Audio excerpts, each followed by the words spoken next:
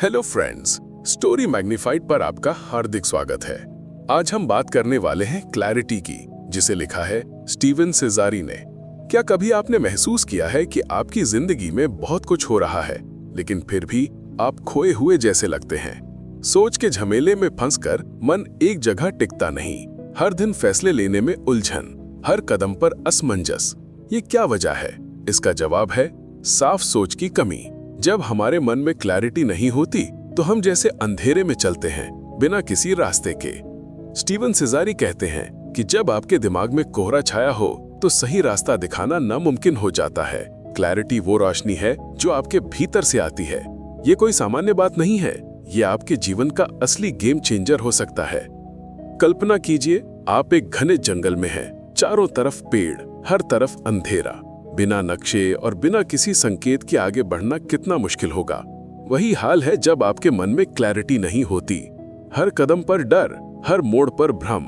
लेकिन अगर आपके पास एक तेज रोशनी हो जो आपको सही दिशा दिखाए, तो आप बिना डर के उस जंगल से बाहर निकल सकते हैं। इस किताब क्लैरिटी में स्टीवन सेज़ारी ने बतलाया है कि कैसे हम अपने मन के उस कोहरे को दूर कर सकते हैं, कैसे हम अपनी सोच को साफ कर सकते हैं ताकि हम अपने जीवन के हर फैसले में निडर और सही हो सके। वो बताते हैं कि क्लैरिटी कोई सपना नहीं, बल्कि अभ्यास है, एक ऐसी कला जिसे हम रोजमर्रा की जिंदगी में अपना सकते हैं। क्या आप जानते हैं कि आपके जीवन की सबसे बड़ी बाधा आपके खुद के भ्रम है? जितना ज्यादा आप अपनी सोच को स्पष्ट कर पाएंगे, उतनी ही जल्दी आप अपने सपनों की तरफ बढ़ेंगे। क्लैरिटी आपको सिखाएगी कि कैसे नेगेटिव थॉट्स को पहचाने, कैसे मेंटल क्लटर को हटाएं और कैसे अपने अंदर की आवाज सुने। अगर आप भी चाहते हैं कि आपकी जिंदगी में रास्ते साफ हों, फैसले आसान हों और मन शांत रहे, तो ये किताब आपके लिए एक खजाना है। तो क्या आप तैयार हैं? चलिए शुरू करते हैं इस सफर को जो आपके मन की दुनिया को पूरी तरह बदल देगा। स्टीवन सेज़ारी की 12 जरूरी सीखों के साथ हम जानेंगे कि कैसे हम अपनी जिंदगी में क्लैरिटी ला सकते हैं। जब हम अपनी जिंदगी में क्लैरिटी की बात करते हैं तो इसका मतलब सिर्फ साफ सोचना नहीं होता, बल्कि अपने मन की गहराई में जाकर समझना होता है कि हमें सच में क्या चाहिए। स्टीवन सेज़ारी इस किताब में सबसे पहली सीख देते हैं अपने अंदर झांकना और खुद से सवाल करना। हम में से ज्यादातर लोग रोजमर्रा की जिंदगी में इतना व्यस्त हो जाते हैं कि अपनी असली जरूरतों और इच्छाओं को भूल जाते हैं। हम दूसरों की उम्मीदों, समाज के दबावों और बाहरी परिस्थितियों के हिसाब से अपनी जिंदगी जीने लगते हैं, पर इस राह में हम अपनी असली पहचान खो बैठते हैं। इसलिए पहली सीख यही है कि आपको अपनी असली भावनाओं और विचारों को पहचानना होगा। स्टीवन बताते हैं कि इसके लिए आपको हर दिन थोड़ी देर अपने आप से सवाल पूछना होगा कि मैं आज क्या महसूस कर रहा हूं? क्या मैं जो कर रहा हूं वो मेरे लिए सही है? क्या ये रास्ता मुझे मेरी मंजिल तक ले जाएगा? एक कहानी याद आती है। एक युवक था जो अपने परिवार की खुशी के लिए डॉक्टर बनना चाहता था, लेकिन उसके दिल में लिखने का जुनून था।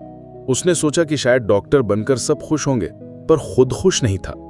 एक दिन उसने खुद से पूछा, क्या मैं सच में डॉक्टर बनना चाहता हूं या ये बस दूसरों की इच्छा है? इस सवाल ने उसे अपनी असली इच्छा को समझने में मदद की और उसने अपने सपनों को पूरा करने की ठानी।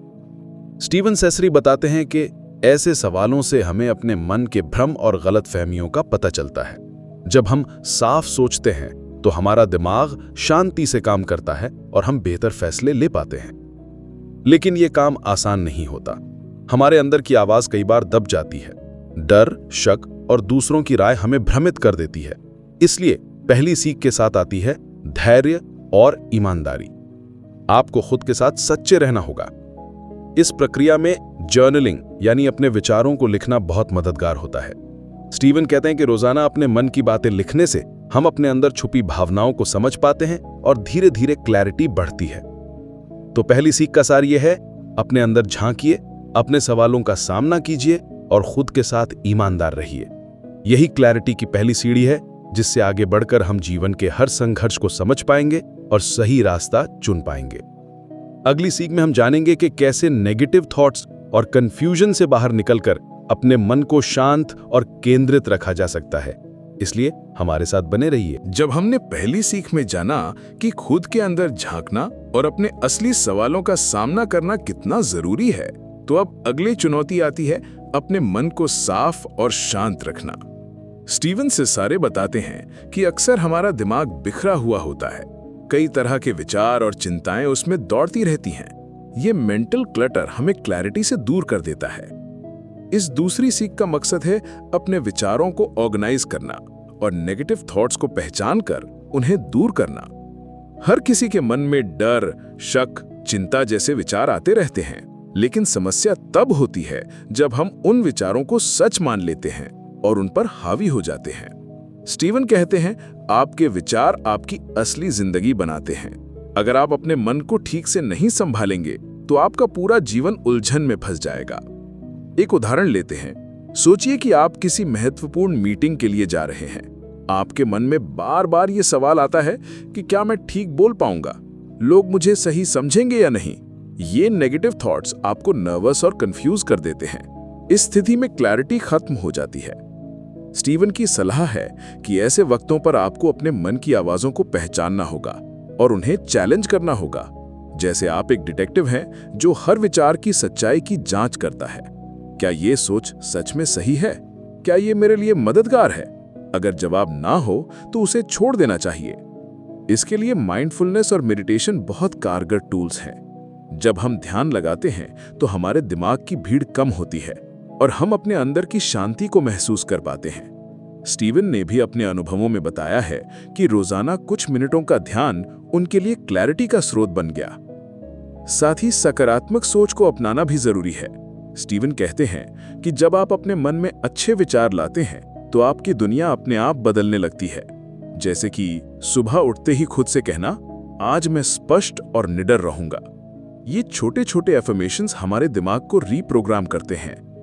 तो दूसरी सीख हमें सिखाती है कि अपने मन को साफ और शांत रखना, नेगेटिव थॉट्स को पहचानना और उन्हें बदलना कितना महत्वपूर्ण है।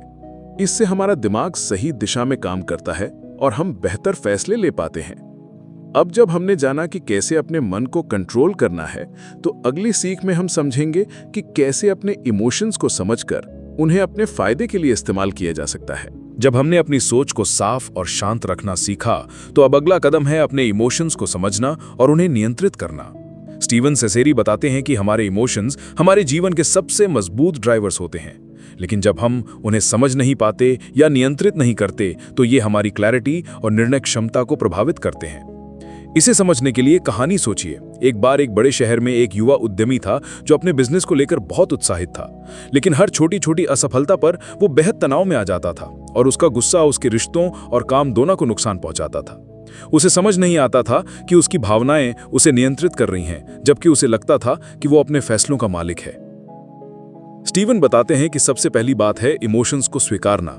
अक्सर हम कोशिश करते हैं कि अपने गुस्से, डर या उदासी को दबा दें, लेकिन ये इमोशंस दबाने से वो अंदर ही अंदर और ज्यादा मजबूत हो जाते हैं। इसलिए हमें उन्हें पहचानना, स्वीकारना और समझना जरूरी है। इसके बाद आता है इमोशनल रेगुलेशन। इसका मतलब है कि आप इमोशंस को महसूस करें, लेकिन उन्हें अपने फैसलों पर हावी ना होने दें। स्टीवन के अनुसार ये एक कला है जिसे अभ्यास से सीखा जा सकता है, जैसे कि गुस्सा आने पर गहरी सांस लेना, कुछ पल ठहरना और फिर प्रतिक्रिया देना। एक रोचक उदाहरण देते हैं स्टीवन ने। एक क्रिकेट मैच में जब खिलाड़ी तनाव में होता है तो वो अपनी सोच और भावनाओं को नियंत्रित करके ही अच्छा प्रदर्शन कर पाता है। अगर वो गुस्से या घबराहट में आ जाए तो उसकी परफॉर्मेंस प्रभावित होती है। साथ ही अपनी भावनाओं को समझना हमें दूसरों के साथ बेहतर संबंध बनाने में भी मदद करता है। जब हम अपनी भावनाओं को समझते हैं तो हम दूसरों के इमोशंस को भी बेहतर तरीके से पढ़ पाते हैं। ये एम्पैथी की नींव है जो हमारे सामाजिक जीवन को मजबूत बनाती है।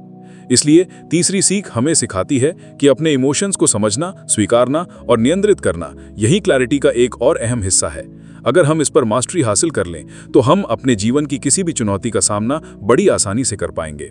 अब जब हमने इमोशंस की बात समझ ली है तो अगली सीख में हम जानेंगे कि कैसे अपने लक्ष्य साफ करके जीवन में दिशा तय की जाती है। जब हमने इमोशंस को समझने और नियंत्रित करने की कला सीखी, तो अब अगली महत्वपूर्ण सीख है अपने जीवन के लक्ष्य यानी गोल्स को स्पष्ट रूप से पहचानना और तय करना। स्टीवन सेसारी कहते हैं कि बिना साफ और स्पष्ट लक्ष्य के हमारा मन भटकता रहता है और हम दिशाहीन महसूस करते हैं। इसलिए क्लैरिटी पाने का अगला कदम है अपनी मंजिल को जानना। सोचिए, अगर आप एक बड़े जंगल में बिना नक्शे के चल रहे हों तो आप रास्ता भटक सकते हैं। ठीक वैसे ही अगर हमारे जीवन में लक्ष्य स्पष्ट नहीं है तो हम सही दिशा में कदम नहीं उठा पाते। कई बार हम दूसरों की उम्मीदों या परिस्थितियों के दबाव में आकर अपने असली सपनों से दूर हो जाते हैं। स्टीवन बताते हैं कि लक्ष्य तय करने के लिए जरूरी है कि हम अपने दिल और दिमाग दोनों की सुने। केवल दिमाग से सोचना हमें सीमित कर सकता है और केवल दिल की सुनना भी हमें भ्रमित कर सकता है। इसलिए गोल सेटिंग में दोनों का तालमेल होना चाहिए। साथ ही लक्ष्य छोटे छोटे हिस्सों में बांटना चाहिए ताकि उन्हें हासिल करना आसान हो। एक कहानी याद आती है। एक युवा छात्र था जो डॉक्टर बनना चाहता था, लेकिन उसके पास एक बड़ा सपना था कि वो एक दिन एक सफल लेखक बने। उसने अपने लक्ष्य को छोटे छोटे हिस्सों में बांटा। पहले मेडिकल की पढ़ाई पूरी की, फिर धीरे धीरे लेखन के लिए समय निकाला। इस तरह उसने दोनों सपनों को पूरा किया। स्टीवन की सलाह है कि लक्ष्य स्पष्ट होने चाहिए, मापने योग्य होने चाहिए और समय सीमा के साथ होने चाहिए। जब हम ऐसा करते हैं तो हमारा दिमाग फोकस्ड रहता है और हम डिस्ट्रैक्शन से बचते हैं। इससे हमारा कॉन्फिडेंस भी बढ़ता है। इसके साथ ही लक्ष्य निर्धारित करते समय फ्लेक्सिबिलिटी भी जरूरी है। जिंदगी में परिस्थितियां बदलती रहती हैं और कभी-कभी हमें अपने गोल्स को एडजस्ट करना पड़ता है। स्टीवन कहते हैं कि फ्लेक्सिबिलिटी और अडैप्टेबिलिटी से हम बिना डरे आगे बढ़ सकते हैं। तो ये सीख हमें बताती है कि अपने जीवन के उद्देश्य और लक्ष्य को स्पष्ट रूप से पहचानना और सही तरीके से उन्हें सेट करना हमारी क्लैरिटी की यात्रा में एक अहम पड़ाव है। जब लक्ष्य साफ होंगे तो रास्ते अपने आप खुलने लगेंगे। अगली सीख में हम जानेंगे कि कैसे अपनी आदतों और रूटीन को सुधारकर अपने लक्ष्यों के करीब पहुंचा जा सकता है। अब जब हमने अपने लक्ष्य स्पष्ट कर लिए हैं, तो अगली महत्वपूर्ण बात है अपनी आदतों यानी हैबिट्स और रोजमर्रा की दिनचर्या यानी रूटीन को सुधारना। स्टीवन सेजारी बताते हैं कि हमारी डेली हैबिट्स ही हमारी सक्सेस या फेलियर की असली कुंजी होती हैं। चाहे कितनी भी बड़ी योजना बनाएं, अगर हमारी आदतें सही नहीं होंगी तो सफलता दूर की बात है। हम सभी जानते हैं कि आदतें धीरे धीरे बनती हैं, लेकिन उनका असर हमारे जीवन पर बहुत गहरा होता है। एक अच्छी आदत हमें हमारे लक्ष्य की तरफ आगे बढ़ाती है, जबकि एक बुरी आदत हमें पीछे खींचती है। स्टीवन का कहना है कि क्लैरिटी के लिए जरूरी है कि हम अपनी आदतों को पहचानें, कौन सी आदतें हमें फायदा पहुंचा रही हैं और कौन सी नुकसान। एक रोचक उदाहरण के तौर पर सोचिए, अगर कोई व्यक्ति रोज सुबह जल्दी उठने की आदत डाल ले तो उसका पूरा दिन अधिक प्रोडक्टिव और फोकस्ड होता है। वहीं देर से उठने वाला व्यक्ति दिन भर आलस और उलझन महसूस करता है। यही छोटा सा बदलाव हमारे जीवन में बड़ा फर्क ला सकता है। स्टीवन ने अपनी किताब में भी बताया है कि आदतें बदलना आसान नहीं होता, लेकिन नामुमकिन भी नहीं। इसके लिए सबसे जरूरी है कंसिस्टेंसी और पेशेंस। अगर हम रोजाना छोटे छोटे कदम उठाएं तो धीरे धीरे हमारी पुरानी आदतें नई बेहतर आदतों में बदल जाएंगी। इसके साथ ही अपनी दिनचर्या में डिसिप्लिन लाना भी आवश्यक है। बिना डिसिप्लिन के हम जल्दी भटक जाते हैं और डिस्ट्रैक्शंस में फंस जाते हैं। स्टीवन कहते हैं कि डिसिप्लिन मतलब खुद को एक स्ट्रक्चर देना, जिससे हम अपने लक्ष्यों के प्रति प्रतिबद्ध बने रहें। एक और महत्वपूर्ण बात, अपनी आदतों को सुधारते हुए हमें अपने एनवायरनमेंट का भी ध्यान रखना चाहिए।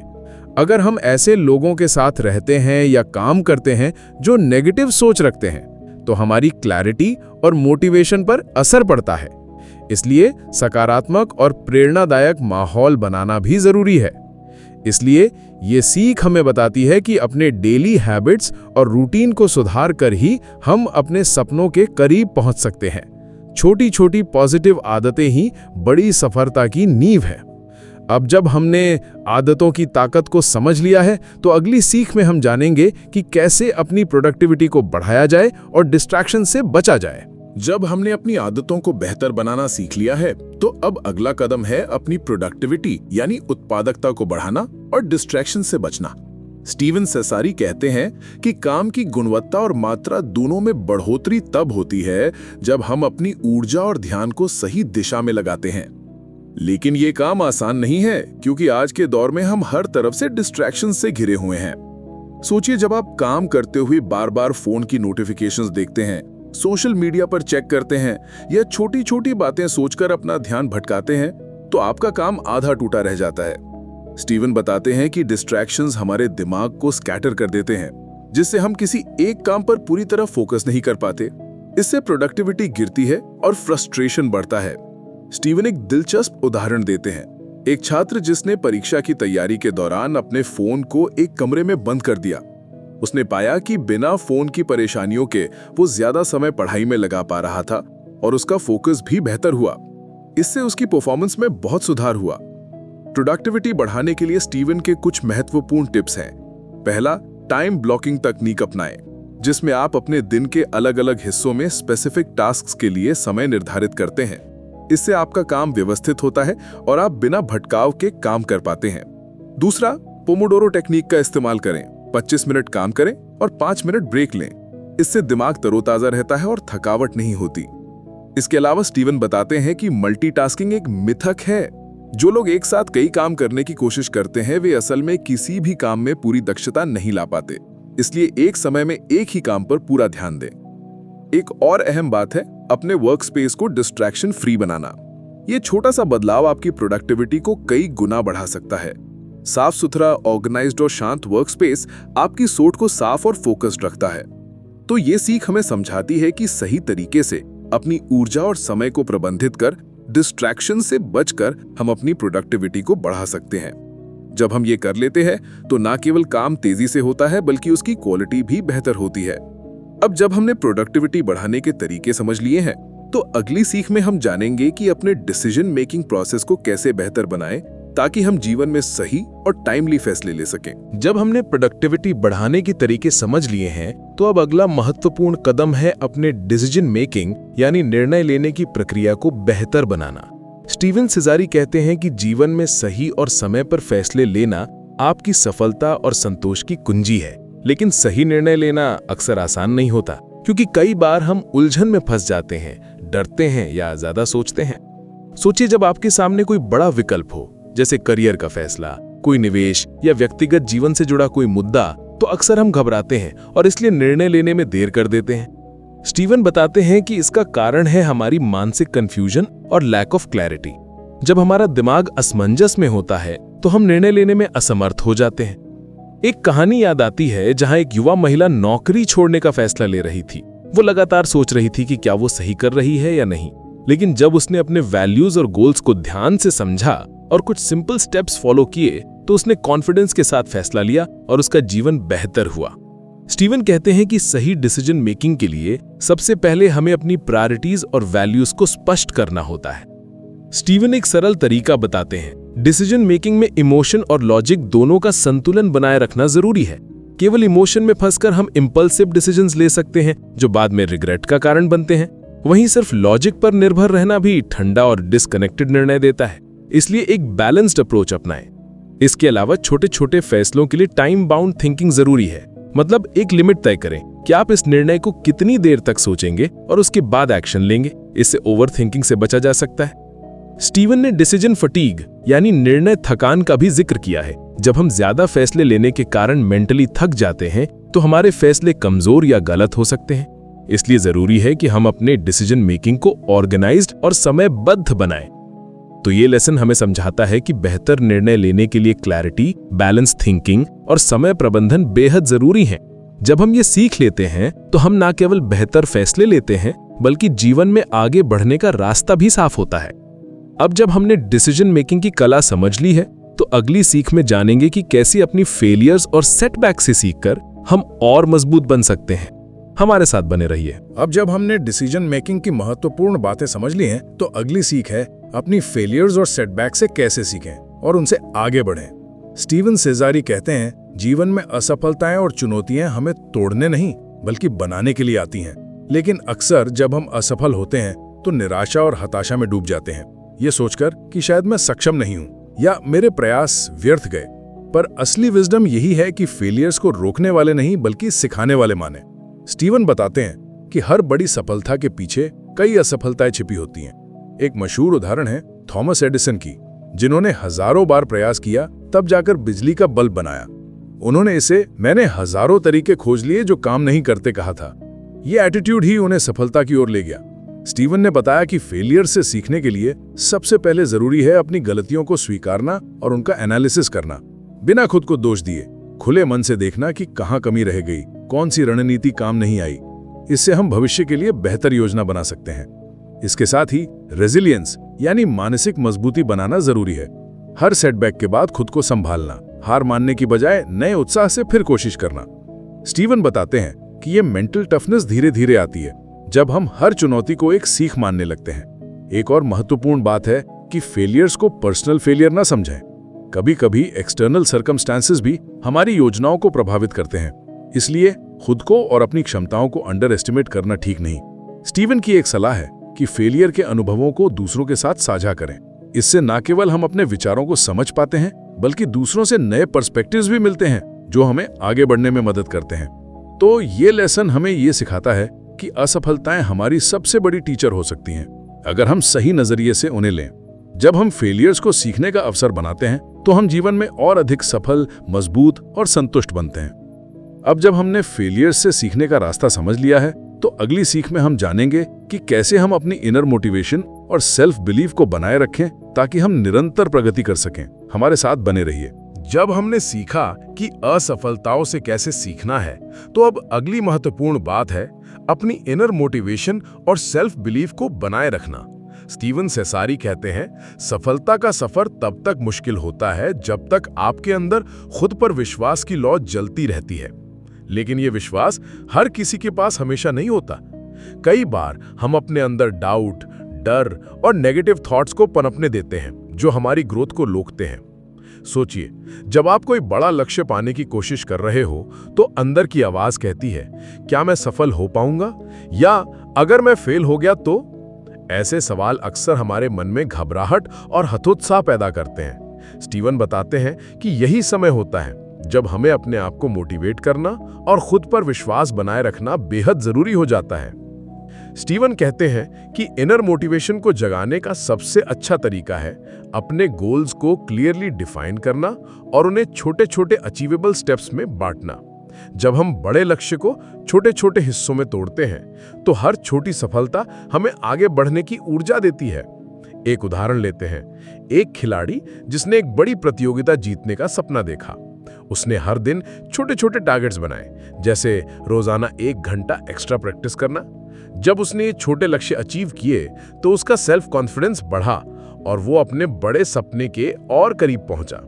इसके अलावा स्टीवन सुझाव देते हैं कि हमें अपनी सोच को पॉजिटिव रखना चाहिए, नेगेटिव सेल्फ टॉक से बचें और खुद को प्रेरित करने वाले कोट्स, एफर्मेशंस और सक्सेस स्टोरीज को अपनाएं।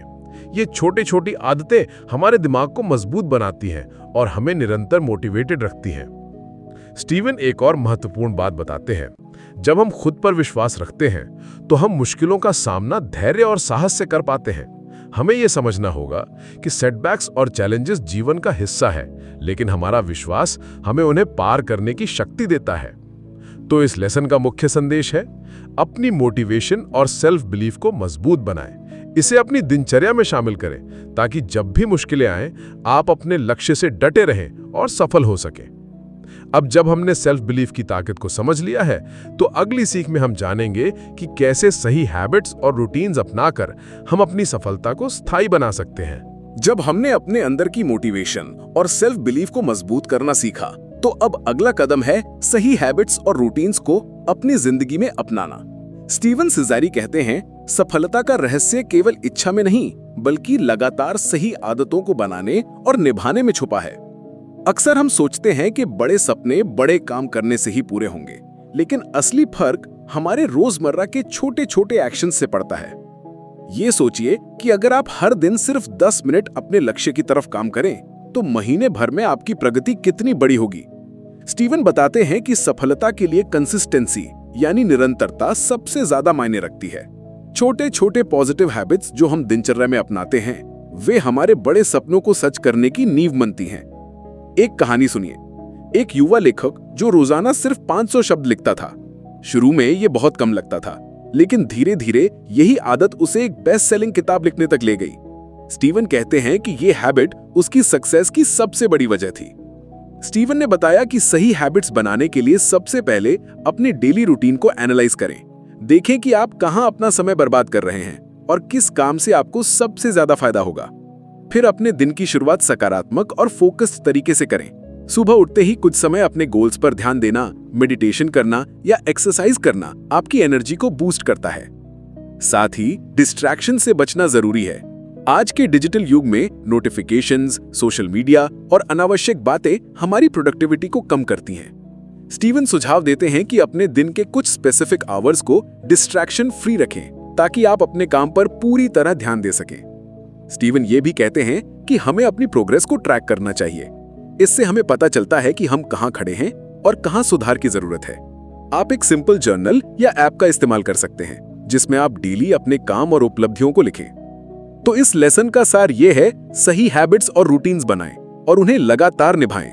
ये छोटे कदम आपके सपनों को साकार करने का रास्ता खोलते हैं। अब जब हमने हैबिट्स की ताकत समझ ली है, तो अगली सीख में जानेंगे कि कैसे समय प्रबंधन से हम अपनी प्रोडक्टिविटी और सक्सेस को और बढ़ा सकते हैं। जुड़े रहिए। अब जब हमने सही आदतें और रूटीन्स को अपनी जिंदगी में अपनाने की बात समझ ली है, तो अगला महत्वपूर्ण कदम है समय प्रबंधन या टाइम मैनेजमेंट। स्टीवन सेसारी कहते हैं, समय सबसे कीमती संसाधन है और इसे सही तरीके से प्रबंधित करना सफलता की कुंजी है। लेकिन अक्सर हम महसूस करते हैं कि हमारे पास समय नहीं है या हम अपनी दिनचर्या में इतना व्यस्त रहते हैं कि अपने सपनों के लिए समय निकालना मुश्किल हो जाता है। समय प्रबंधन का मतलब केवल टाइम टेबल बनाना नहीं है, बल्कि ये समझना है कि हमें अपने समय का उपयोग कैसे करना चाहिए ताकि हम अधिकतम परिणाम पा सकें। स्टीवन बताते हैं कि सबसे पहले हमें अपनी प्राथमिकताओं को पहचानना होगा, कौन से काम ज्यादा महत्वपूर्ण हैं और कौन से कम। इसके लिए वो आइजनहावर मैट्रिक्स का उदाहरण देते हैं, जिसमें कामों को 4 हिस्सों में बांटा जाता है: महत्वपूर्ण और तत्काल, महत्वपूर्ण लेकिन गैर तत्काल, गैर महत्वपूर्ण लेकिन तत्काल और गैर महत्वपूर्ण और गैर तत्काल। इस मैट्रिक्स की मदद से हम समझ सकते हैं कि हमें किस काम पर तुरंत ध्यान देना चाहिए और किसे टालना या छोड़ना चाहिए। एक कहानी याद आती है, एक उद्यमी जो हर दिन अपने काम में इतना व्यस्त रहता था कि परिवार और खुद के लिए समय नहीं निकाल पाता था।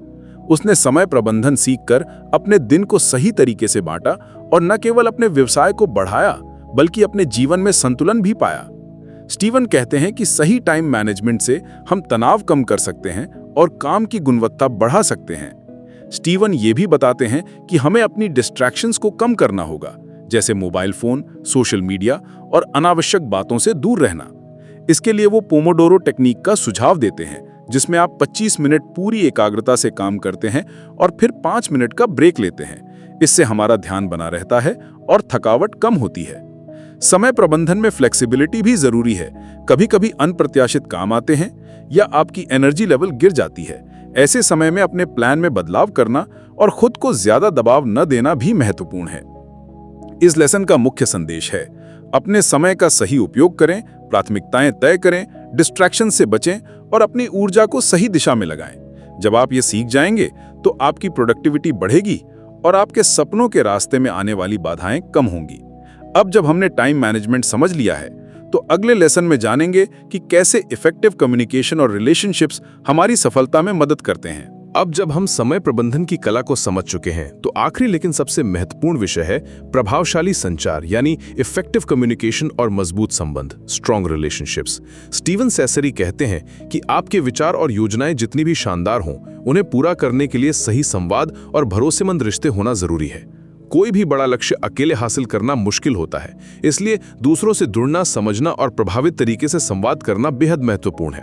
संचार केवल बोलने या लिखने का नाम नहीं है, बल्कि ये सुनने, समझने और सही भावनाओं को व्यक्त करने का भी तरीका है। स्टीवन बताते हैं कि जब हम दूसरों की बात ध्यान से सुनते हैं, उनकी जरूरतों और भावनाओं को समझते हैं, तो हम उनके साथ बेहतर संबंध बना पाते हैं। एक बार स्टीवन ने एक ऐसे कर्मचारी की कहानी बताई जिसने अपने बॉस की बातों को ध्यान से सुनकर और समझकर टीम में बेहतर तालमेल बनाया और अपनी पोजीशन मजबूत की। साथ ही साफ और स्पष्ट बोलने की कला भी जरूरी है। जब हम अपनी बातों को सरल और प्रभावशाली तरीके से रखते हैं, तो दूसरे हमें बेहतर समझ पाते हैं। स्टीवन कहते हैं कि अपने कम्युनिकेशन स्किल्स को सुधारने के लिए हमें फीडबैक लेना चाहिए और अपनी गलतियों से सीखना चाहिए। रिश्तों की बात करें तो मजबूत पर्सनल और प्रोफेशनल रिलेशनशिप्स सफलता की नींव होती हैं।